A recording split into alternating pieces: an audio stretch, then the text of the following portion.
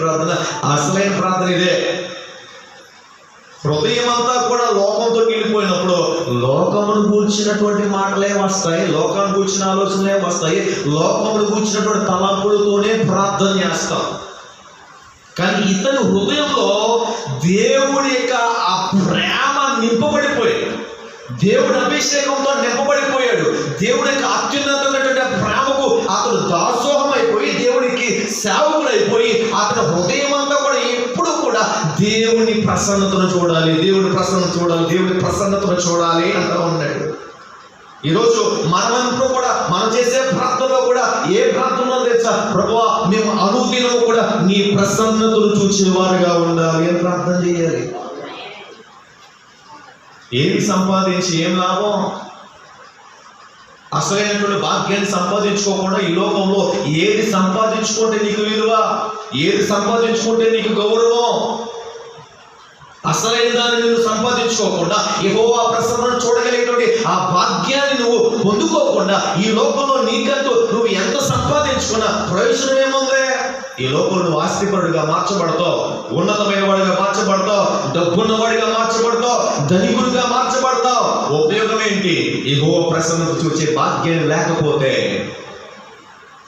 ధనవంతుడు చాలా సంపాదించుకున్నాడు, ఒకరోజు అనుకుంటా ఉన్నాడు, నా ప్రాణమా తినుము తాగము సుఖించుము, నీకు కొన్ని వేల సంవత్సరాలు సరిపడినటువంటి ఆస్తిని సమృద్ధిగా కూర్చుకున్నాను అని చెప్పేసి తన మనసులో తాను అనుకుంటూ ఆ ప్రాణంతో చెప్పుకున్నాడు, తిను తాగు సంతోషించు సుఖించు అనుకుంటా ఉన్నాడు. కానీ అదే రాత్రి దేవుడు అన్నాడు, పిచ్చోడా, ఈ రాత్రే నేను నీ ప్రాణాన్ని అడుగుతున్నాను. అప్పుడు నీ ఆస్తి ఏమవుతుంది? నీ అంతస్తులు ఏమవుతున్నాయి? నీ ఉద్యోగం ఏమవుతుంది? నీ వ్యాపారం ఏమవుతుంది? నువ్వు కట్టుకున్న ఇల్లు ఏమవుతుంది? నువ్వు సంపాదించుకున్న ఆస్తి పాస్తులు ఏమవుతా ఉన్నాయి? ఇక్కడ ప్రార్థన చేసేటువంటి ఈ వ్యక్తి ఆషామాషి వ్యక్తి కాదు. యెహోవా దగ్గర వరమడిగినటువంటి వ్యక్తి, యెహోవా ప్రసన్నతను చూడాలనేటువంటి ఆలోచన కలిగిన వ్యక్తి. అతనికి డబ్బులు తక్కువై ఆ మాట మాట్లాడట్లేదు, అతనికి గౌరవం తక్కువై ఆ మాట మాట్లాడట్లేదు, అతనికి తింటాకి తిండి లేక ఈ మాట మాట్లాడట్లేదు.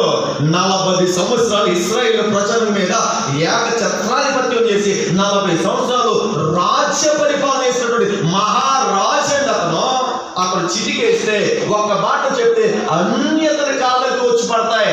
అలాంటి రాజ సింహాసనం మీద కూర్చున్నటువంటి రాజు చెప్పే మాట ఏంటో తెలుసా? యెహోవా ప్రసన్నతను చూచుటకు ఆయన ఆలయములో నేను ధ్యానించడానికి. ఇప్పుడు మనకి ఏం బాధ అయిపోతుందో తెలుసా? చెప్పండి అన్న, ఏం బాధ అయిపోతుంది మనకి?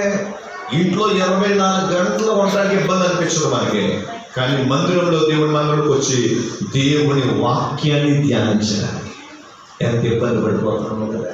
కానీ మనం అందరూ పర్లోకం వెళ్ళిపోవాలి. ఎంత బాగుందో ఆలోచన. ఒక గంట సేపు 2 గంటల సేపు దేవుని మందిరంలో కూర్చోవడానికి ఇష్టపడేటువంటి మనము పర్లోకం ఎలా వెళ్ళిపోతాం? ప్రభు దగ్గర ఎలా ఉండగలుగుతాం? ప్రభుతో ఆయన ఎలా ఆరాధించగలుగుతాం?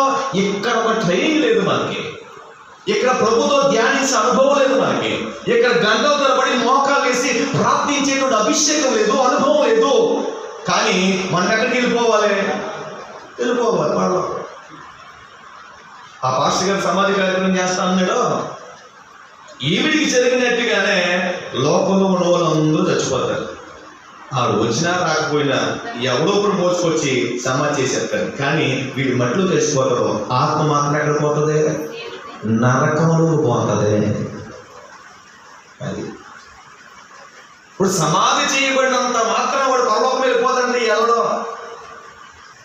మట్టికి మట్టిగా మార్చబడుతుంది, కానీ దేవుడి దగ్గర నుంచి వచ్చిన ఆత్మ ఆయన దగ్గర